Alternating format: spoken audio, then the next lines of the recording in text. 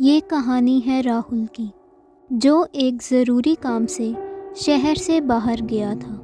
काम पूरा करते करते राहुल को शाम हो जाती है और वो जल्दी से अपने घर की तरफ रवाना हो जाता है। रात होने पर राहुल को एक कॉल आती है। हेलो। राहुल बेटा, कहाँ पे हो तुम? इतना टाइम हो गया। वो काम में थोड़ा लेट हो गया। कितना टाइम लगेगा?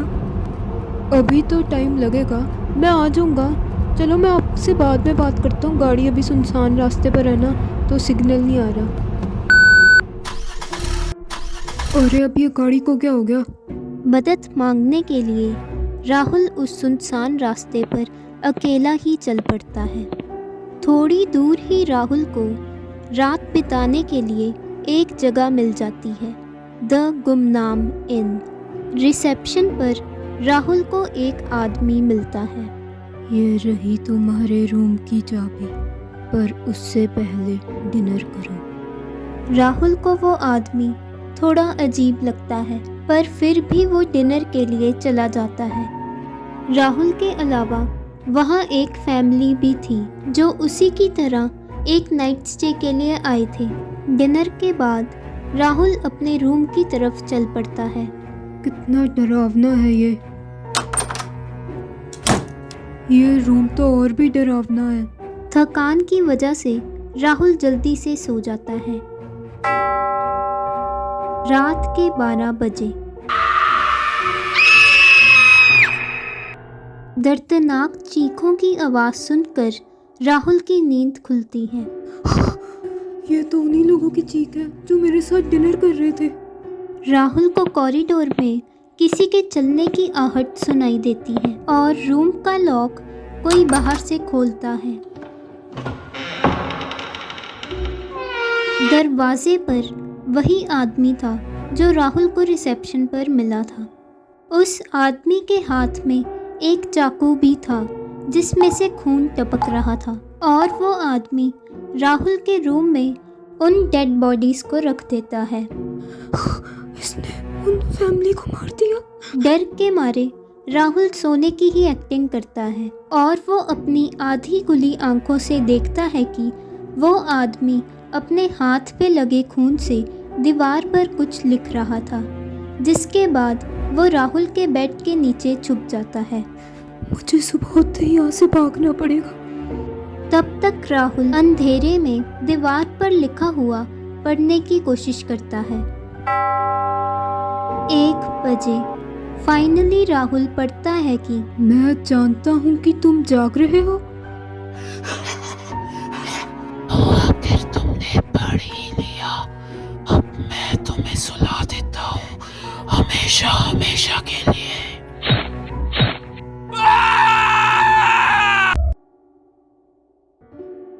ये कहानी है राहुल की, जो एक एडवर्टीजमेंट कंपनी में मैनेजर की जॉब करता था। राहुल के ऑफिस में एक प्रिया नाम की लड़की भी काम करती थी, जिससे राहुल इस साल शादी करने वाला था। एक शाम जब राहुल अपने ऑफिस से घर जा रहा था, तभी उसकी टक्कर एक लड़की के साथ होती है। इससे पहले राहुल उस लड़की को सॉरी बोलता कि वो लड़की वहाँ से अपना सामान उठाकर चली जाती है। रात को जब राहुल सोशल मीडिया पर स्क्रॉल कर रहा था, तभी उसे एक फ्रेंड रिक्वेस्ट आती है। प्रोफाइल चेक करने पर राहुल को पता लगता है कि अरे ये तो वही लड़की है जिससे आज शाम मेरी टक्कर हुई थी, पर इसे मेरी आईडी कैसे मिली? और राहुल देखता है कि उस लड़की की आखिरी पोस्ट 2 साल पहले वैलेंटाइंस डे की थी। राहुल को उस लड़की का मैसेज आता है। हाँ, पर तुम्हें मेरी आईडी कैसे मिली? क्योंकि तुम्हें चुना गया है। क्या मतलब? मेरा मतलब मैंने तुम्हें अपना दोस्त चुना है। डरो मत, मैं सिर्फ तुम्हारी दोस्त बनना चाहती हूँ। मैं थोड़ा हैरान तो हूँ, पर एक नया दोस्त बनाने में क्या ही बुराई है। वैसे तुम कुछ नया पोस्ट क्यों नहीं करती? मेरा मतलब तुम्हारी आखिरी पोस्ट 2 साल पुरानी है। क्योंकि मैं मर चुकी हूँ। क्या? मेरा मतलब मैं दिल से टूट चुकी हूँ। डोंट वरी, अब से तुम मुझसे कुछ भी शेयर कर सकती हो। मैं तुम्हारी मदद करने की कोशिश करूँगा। क्या तुम मेरे बॉयफ्रेंड बनोगे? हाँ, मैं भी शायद तुम्हें पसंद करने लगा हूँ। पर तुम किसी और लड़की से प्यार करते हो। ये इसे कैसे पता है? तो ठीक है, मैं तुम्हारा यकीन करती हूँ। अगली सुबह राहुल को एक पार्सल रिसीव होता है और बॉक्स खोलकर देखने पर अंदर एक लग्जरी वॉच थी। गिफ्ट के साथ एक बर्थडे कार्ड भी था और सेंडर का नाम अंजलि मेहता था। इस नाम को पढ़कर राहुल बहुत डर जाता है। मुझे तो इस लड़की में कुछ गड़बड़ लग रही है। इसे मेरे बारे में सब कैसे पता लग रहा है? मुझे उससे पूछना ही होगा। तुम्हें कैसे पता आज मेरा बर्थडे है? और मेरे एड्रेस के बारे में भी? सरप्राइज ऐसे ही दिया जाता है। क्या तुम्हें पसंद आया? काफ़ी अजीब है, पर गिफ्ट भी तो बहुत अच्छा दिया है। क्या हम वैलेंटाइंस डे पर मिल सकते हैं?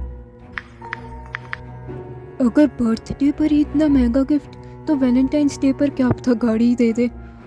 वैलेंटाइंस डे पर राहुल अंजलि से मिलने रेस्टोरेंट आता है, जहां उन दोनों के अलावा और कोई भी नहीं था।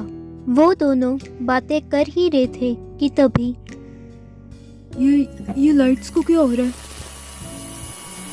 और ये म्यूजिक इतना डरावना कैसे हो गया? कौन हो तुम? तो तुम मुझे भूल गए। 2 साल पहले राहुल और अंजलि ऑनलाइन फ्रेंड्स बने थे। दोनों रोज़ एक दूसरे से बहुत सारी बातें करते थे। राहुल के प्यार भरे मैसेजेस पढ़कर अंजलि भी उससे प्यार करने लगी थी। पर सब चीज़ों से अनजान अंजलि को ये नहीं पता था कि राहुल सिर्फ उसके पैसों से प्यार करता था। वैलेंटाइंस डे पर अंजलि पहली बार राहुल से एक रेस्टोरेंट में मिलने वाली थी। अंजलि बहुत देर तक राहुल का इंतज़ार करती है और जब वो राहुल को कॉल कर रही थी तभी उसकी नज़र थोड़ी दूर एक टेबल पर जाती है, जहां राहुल किसी और लड़की के साथ डिनर कर रहा था। ये देखकर अंजलि का दिल पूरी तरह से टूट जाता है। इसी वजह से वो अपनी जान ले लेती है। राहुल, तुमने मेरे प्यार के साथ खेला। अब तुम्हें अपने प्यार को मारना होगा। राहुल अपनी जान बचाने के लिए वहां से दौड़ने लगता है और जल्दी से अपने घर चला जाता है। ये मुझसे क्या हो गया? अब मैं क्या करूं? राहुल को अंजलि का एक मैसेज आता है। तो ठीक है, मैं तुम्हारी मदद करती हूँ। मैं उसे मार दूंगी वैलेंटाइंस डे खत्म होने से पहले। 12 तो बज चुके हैं, मतलब वैलेंटाइंस डे तो खत्म हो चुके हैं। प्रिया। राहुल जल्दी से प्रिया के घर जाता है, पर तब तक बहुत देर हो चुकी थी। प्रिया, तुम नहीं मर सकती। किसी के प्यार के साथ मत खेलना, क्योंकि तुम भी किसी से प्यार कर।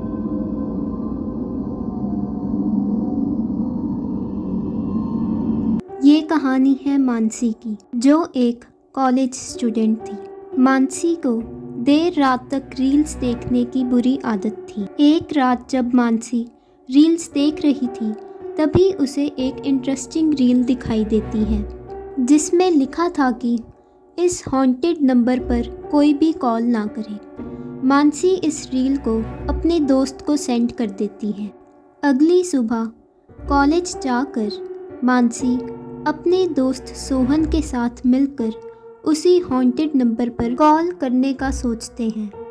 मैं अभी कॉल कर देखता हूँ, आखिर इस नंबर में है ही क्या। हेलो। तुम्हारी मौत बहुत नजदीक है। ये सुनकर सोहन बहुत डर जाता है और उसके पसीने छूटने लगते हैं, जिसके बाद वो मानसी को इग्नोर कर क्लास में वापस चला जाता है। ये सोहन को अचानक क्या हो गया? कॉलेज ख़त्म होने के बाद मानसी देखती है कि सोहन डरते हुए अपने फ़ोन को देख रहा था सोहन, ये तुम्हारी आंखों को क्या हुआ?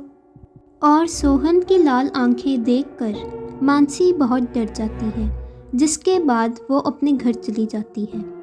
उसी शाम सोहन के घर। मुझे छोड़ दो, मुझसे गलती हो गई।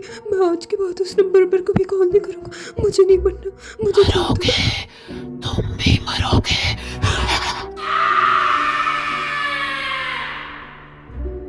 दूसरी तरफ मानसी सोहन के बारे में सोचकर बहुत परेशान थी। तभी मानसी को उसी हॉन्टेड नंबर से कॉल आती है। मुझे बचा लो मानसी, मुझे बचा लो। मुझे बहुत दर्द हो रही है, मैं मर जाऊंगा। मानसी, मुझे बचा लो। तभी मानसी की मम्मी उससे फ़ोन छीन लेती है। हर वक्त फ़ोन फ़ोन, तुम्हारे एग्ज़ाम्स आ रहे हैं ना, दो अपना फ़ोन मुझे दे दो। और यही सोचकर मानसी सो जाती है। अगली सुबह कॉलेज जाकर देखने पर मानसी को पता लगता है कि सोहन आज एब्सेंट है, जिसके बाद मानसी अपनी दोस्त के घर जाकर उसे सारी कहानी बताती है। पायल, तुम मुझे अपना फ़ोन दो, मैं उसी नंबर पे कॉल करके देखती हूँ। हेलो। मरोगी, तुम भी मरोगी मानसी, मरोगी। ये सब सुनकर मानसी बहुत ज़्यादा डर जाती है और डरते डरते अपने घर वापस चली जाती है। ये लाइट्स को क्या हो रहा है? कौन है वहाँ पे? अब तुम्हें मरना होगा मानसी। प्लीज़ प्लीज़ मुझे छोड़ दो, मैंने क्या बिगाड़ा है तुम्हारा?